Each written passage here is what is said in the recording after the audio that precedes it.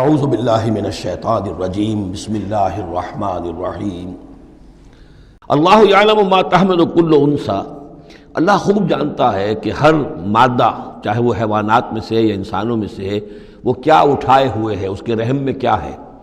وما تغید الارحام وما تزداد، اور جو سکڑتے ہیں رحم جو ہے وہ سکڑتے بھی ہیں پھیلتے بھی ہیں۔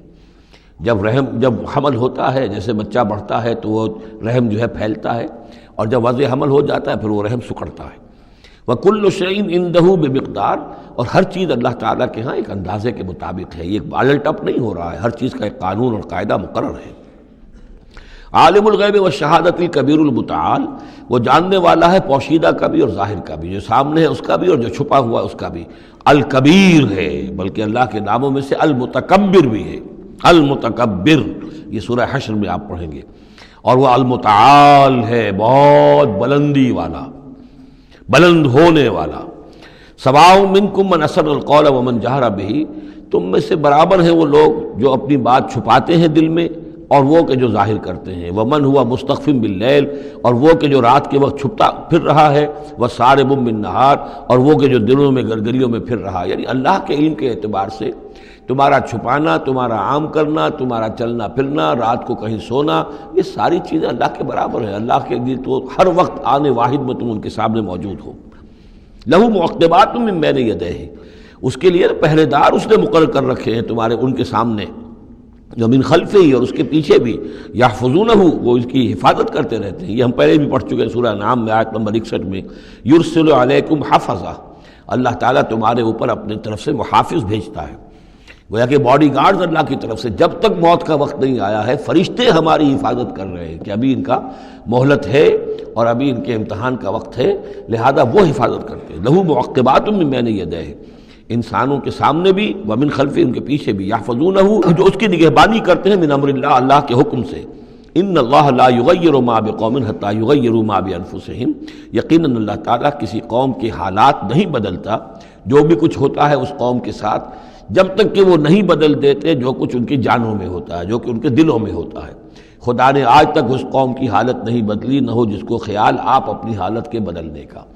آپ کی باطنی کیفیت بدلے گی تو اللہ تعالیٰ کی طرف سے بھی آپ کے ساتھ معاملہ تبدیل ہو جائے گا۔ وَإِذَا أَرَادَ اللَّهُ بِقَوْمٍ سُوءًا فَلَا مَرَدَّ لَهُ، اور جب اللہ تعالیٰ کسی قوم کے لیے کسی بری شے کا فیصلہ کر لیتا ہے، یعنی سزا کا، عذاب کا، پھر اس کو لوٹانے والا کوئی نہیں ہے۔ وَمَا لَهُم مِّن دُونِهِ مِن وَالٍ، اور نہیں ہے کوئی بھی ان کے لیے اللہ کی طرف سے مددگار اور والی۔ هُوَ الَّذِي يُرِيكُمُ الْبَرْقَ خَوْفًا وَطَمَعًا، وہی ہے جو تمہیں دکھاتا ہے بجلی جب چمکتی ہے، خوف سے بھی اور ڈر سے بھی۔ ہو سکتا ہے کوئی طوفان ہو، کوئی بہت بڑی آفت آ رہی ہو، لیکن یہ کہ طمع بھی ہے، بارش ہو، ہماری فصلیں لہلہانے لگیں، تو ما بین الخوف والرجاء۔ وَيُنشِئُ السَّحَابَ الثِّقَالَ، اور وہ اٹھاتا ہے بڑے بھاری اور بوجھل جو بادل ہیں۔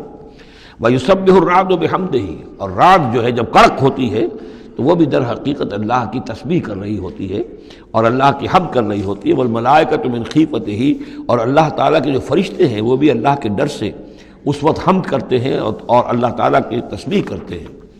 وَيُرْسِلُ الصَّوَاعِقَ، اور پھر وہ کڑک دار بجلیاں بھیجتا ہے۔ فَيُصِيبَ بِهَا مَن يَشَاءُ وَهُمْ يُجَادِلُونَ فِي اللَّهِ، اور پھر وہ ڈال دیتا ہے ان بجلیوں کو، بجلیاں گرتی ہیں جس پر اللہ چاہتا ہے۔ وَهُمْ يُجَادِلُونَ فِي اللَّهِ، حالانکہ وہ اللہ کے بارے میں جھگڑ رہے ہوتے ہیں۔ وَهُوَ شَدِيدُ الْمِحَالِ، اور یقیناً اس کی پکڑ بہت سخت ہے۔ لَهُ دعوت الحق، اس کا پکارنا حق ہے۔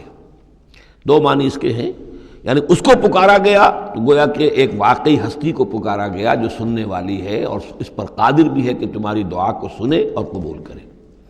باقی کسی اور کو پکارا جا رہا ہے، نہ کوئی سن رہا ہے، تمہاری ساری دعائیں جو ہیں وہ دعاء الکافرین الا فی ضلال، وہ تو ادھر ادھر بکھر رہی ہیں، کوئی سننے والا ہے ہی نہیں۔ تمہارے من گھڑت قسم کے وہ معبود ہیں، یا فرض کیجئے کہ اگر فرشتوں کو پکار رہے ہو یا اولیاء اللہ کو پکار رہے ہو، نبیوں کو پکار، وہ بھی نہیں سن رہے، تو تمہاری وہ ساری پکاریں جا رہی ہیں بیکار اور ضائع۔ لہو دعوت الحق، ہاں اس کو پکارنا جو ہے وہ حق ہے، اس کو پکارا جائے تو یقیناً اللہ سنتا ہے۔ اور ایک یہ بھی ہے کہ جو وہ پکار رہا ہے، جس بات کی وہ دعوت دے رہا ہے، وہ حق ہے۔ لہو دعوت الحق، وہ دعوت دے رہا ہے کہ میری بندگی کرو، میرے احکام پر چلو۔ والذین یدعون من دونہ لا یستجیبون لہم، اور جن کو یہ پکار رہے ہیں اس کے سوا وہ ان کو نہ خود سنتے ہیں نہ ان کی دعا کو قبول کرتے ہیں، بشیء الا کباسط، لیکن سوائے اس کے کہ ان کی مثال اس شخص کی سی ہے کباسط کفہ الی الماء لیبلغ فاہ، کہ کوئی شخص اپنا ہاتھ پانی کی طرف بڑھا رہا ہے کہ وہ پانی جو ہے اس کے منہ تک پہنچ جائے، وما هو ببالغہ، اور وہ پانی اس کے منہ تک پہنچنے والا نہیں ہے۔ جیسے یہ کار عبث ہے، پانی آپ لیں گے چلی میں منہ میں ڈالیں گے، صرف ہاتھ کے بڑھانے سے تو پانی نہیں آ جائے گا، جیسے یہ کار عبث ہے ایسے ہی اللہ کے سوا کسی اور کو پکارنا کار عبث ہے۔ وما دعاء الکافرین الا فی ضلال، وہ الفاظ بھی آ گئے، اور یہ جو پکارنا ہے ان کافروں کا جو اللہ کے سوا کسی اور کو پکارتے ہیں، یہ صدا بے صحرا ہے، لا حاصل ہے، ضلال ہے، گم ہو جانے والی دعائیں ہیں۔ وَلِلَّهِ يَسْجُدُ مَن فِي السَّمَاوَاتِ وَالْأَرْضِ، اللہ ہی کے سامنے سر بسجود ہوتی ہے ہر شے اور ہر کوئی جو آسمانوں میں ہے اور زمین میں ہے، طوعاً وکرہا، آمادگی کے ساتھ بھی اور مجبوراً بھی، وَظِلَالُهُمْ، اور تمام اشیاء کے سائے بھی اسی کے سامنے سجدہ کرتے ہیں، بالغدو والآصال، صبح کے وقت بھی اور شام کے وقت بھی۔ صبح کے وقت مشرق کی طرف سے سورج نکلا ہے تو گویا کہ سایہ پڑا ہوا ہے زمین پر، وہ سجدہ کر رہا ہے۔ شام کو مغرب میں سورج ہے تو سایہ جو ہے پھر سجدہ کر رہا ہے اللہ کی طرف، مشرق کی طرف۔ یہ آیت سجدہ ہے، سجدہ کر لیجیے۔ صدق اللہ العظیم۔